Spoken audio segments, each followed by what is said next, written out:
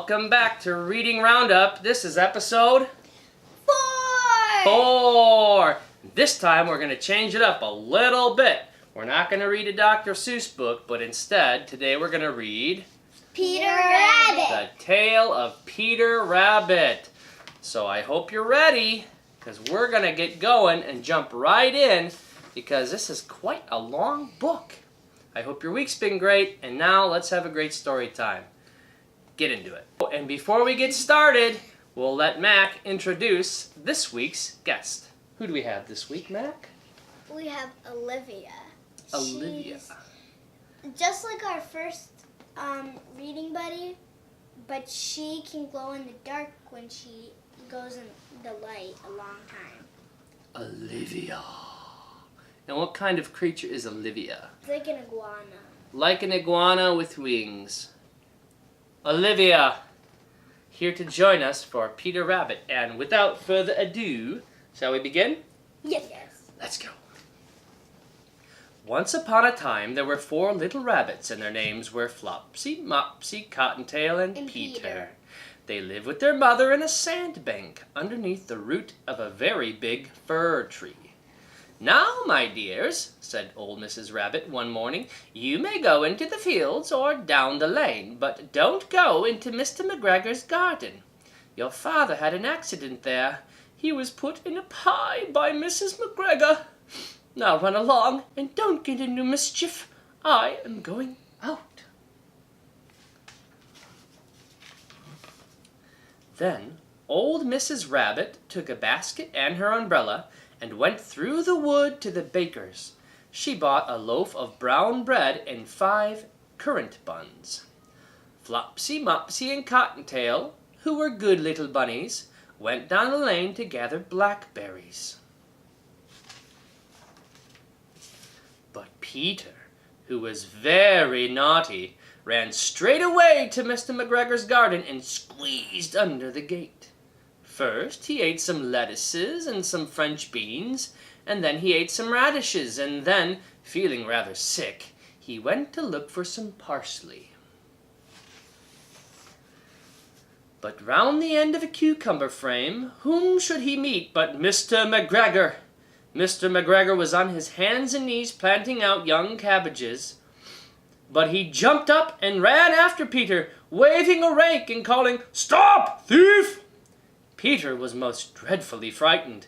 He rushed all over the garden, for he had forgotten the way back to the gate. He lost one of his shoes among the cabbages, and the other shoe among the potatoes. After losing them, he ran on 4 legs and went faster, so that I think he might have gotten away altogether if he had not unfortunately ran into a gooseberry net and got caught by the large buttons of his jacket. It was a blue jacket with brass buttons, quite new. Peter gave himself up for lost, and shed big tears. But his sobs were overheard by some friendly sparrows, who flew to him in great excitement, and implored him to exert himself. Mr. McGregor came up with a sieve, which he intended to pop on top of Peter.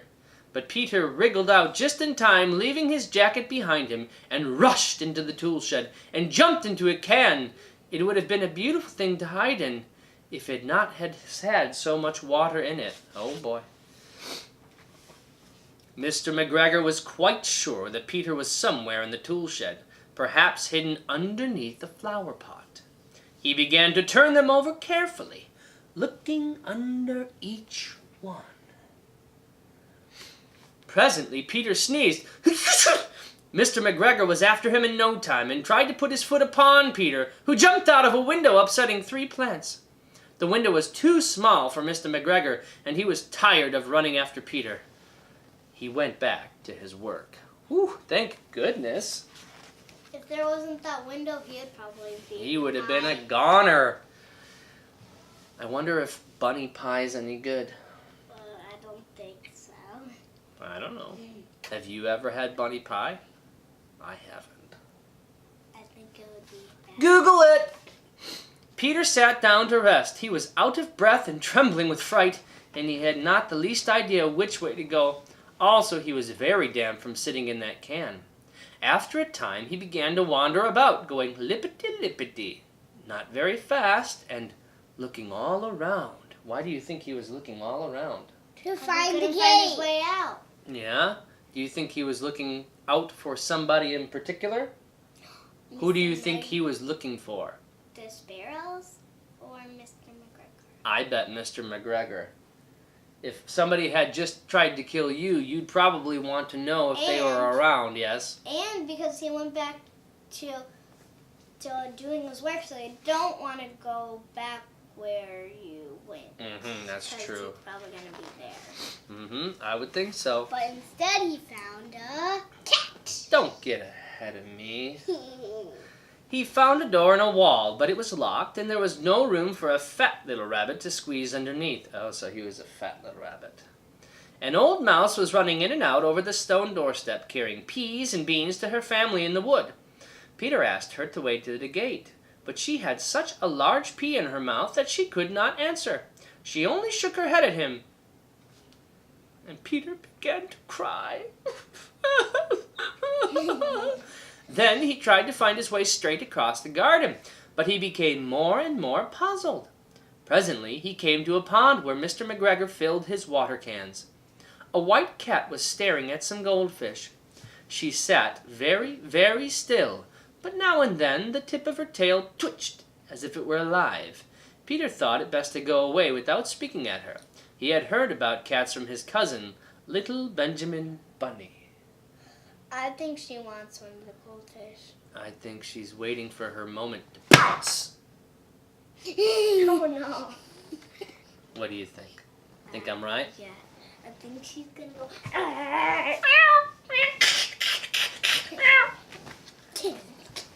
Okay, here we go. He went back towards the tool shed, but suddenly, quite close to him, he heard the noise of a hoe. Scratch, scratch, scratch, scritch. Peter scuttered underneath the bushes, but presently, as nothing happened, he came out and climbed upon a wheelbarrow and peeped over. The first thing he saw was Mr. McGregor hoeing onions. His back was turned towards Peter, and beyond him was the gate. Oh no. Peter got down very quietly off of the wheelbarrow and started running as fast as he could go along a straight walk behind some black currant bushes. Mr. McGregor caught sight of him at the corner, but Peter did not care. He slipped underneath the gate and was safe at last in the wood outside the garden. Mr. McGregor hung up the little jacket and the shoes for a scarecrow to frighten the blackbirds. Peter never stopped running or looked behind him until he got home to the big fir tree. He was so tired that he flopped down upon the nice soft sand on the floor of the rabbit hole and shut his eyes. His mother was busy cooking. She wondered what it had done with his clothes. It was the second little jacket and pair of shoes that Peter had lost in a fortnight. What? I am sorry to say that Peter was not very well during the evening. His mother put him to bed and made some chamomile tea, and she gave a dose of it to Peter.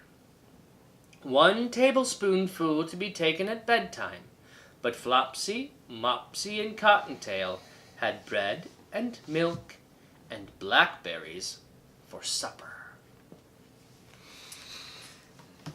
Okay. What are your thoughts, Mac? I think he should have stayed home. You think he should have stayed home? What do you think? I think he should have went into Mr. McGregor's garden. You think he should have or should not have? Shouldn't. Should not have. What do you think about this book? What things did you pick out from it? I think that Mr. McGregor, he should actually be nice to You rabbits. think Mr. McGregor should be nice to rabbits? Do you have any idea why Farmer McGregor would be upset with rabbits in his garden? Because he's stealing their food. Yeah. His food. Now, if he lets the rabbits come in and eat, Then he'll whose have food is he stealing? Mr. McGregor. And Mr. McGregor is growing food to feed who? His family and him. His family and him. So if he just lets all the rabbits eat all the food up, then poor Mr. McGregor's children and wife are going to go hungry. Is that fair? No. No. I think that there are plenty of vegetables that God has created all over the woods that little Peter Rabbit could have been eating. Right? Or Mr. McGregor could be nice and share his food. Well, he could share maybe some scraps, or maybe he could grow an extra little patch. But here's the thing. In real life, rabbits don't have very good manners when it comes to gardens. They don't know the etiquette. They don't understand how much hard work Mr. McGregor puts in to preparing the ground and planting the seeds and watering it and protecting it from the storms, pulling the weeds. He doesn't have to be like, get out of my and try to kill him. I think at some point, farmers have to worry about their crop a little more than the little pests running around trying to eat everything. Or he could be like, can you please get out of my garden? I growed all of these stuff. And they're for my family. If only it were that easy. But unfortunately, rabbits don't quite understand English. At least none that I know of. Anyhow, okay, let me ask you a question. When all the bunnies went out to play, what did Mama Bunny warn them? Don't go in Mr. McGregor's garden. Do you think it's because Mrs. Bunny, what's her name? Mrs. Old Bunny. Let's find out. Mrs. Cottontail, is that what it is? Cottontail. No. Flopsy, Mopsy, and Cottontail. Mrs. Rabbit. Mrs. Rabbit. Mrs. Rabbit knew what the farmer would try to do because she had life experience that told her if a rabbit goes into a garden, the farmer's probably going to try to get you and put you into a pie. Or a skunk. Yes, but let's stay on topic. We're talking about the rabbits. The tale of Peter Rabbit, not the tale of Sylvester Skunk. All right, so what real life lesson should we gather from this story? When Mommy and Daddy give us instructions, don't do the bad stuff what they did. You should probably listen to them because Mommy and Daddy have your safety and best interest in mind. We love our children and we're trying to teach you and train you and keep you safe.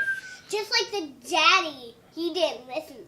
He went into Mr. McGregor's garden and then he got killed. That's true. In this case, Daddy Rabbit. Sit up, young lady. Control your body, please. For real, dude. Okay. All right. Okay. So, in the end, do you think Peter Rabbit learned a valuable lesson? Yes. Do you think he'll be a silly goose and go back into Mr. McGregor's garden? I sure hope not. Well, this was a fun book. It was nice to change. We'll go back to Dr. Seuss too because we like them, but this was fun. I like this book. Did you like this book? Yeah. All right. Another thing is I have a duck named Flopsy. That's true. And didn't you name some of the new ducks Mopsy and Cottontail too? And Peter. And Peter? Okay, so every character from this book has been used to name one of our ducks. Yeah, but that's a different movie. Anyway, all right, let's wrap it up. We've gone on long enough and people have things to do, very busy lives, very important things to attend to instead of just looking at our faces. So, with that, we'll say thanks for joining us. We had a good time. We hope to see you again. And if you liked this book and you liked this video, then go ahead and subscribe, press the like button. Most importantly, click the little bell so that you know when we put out a new video. And until we see you next time, we say, be good.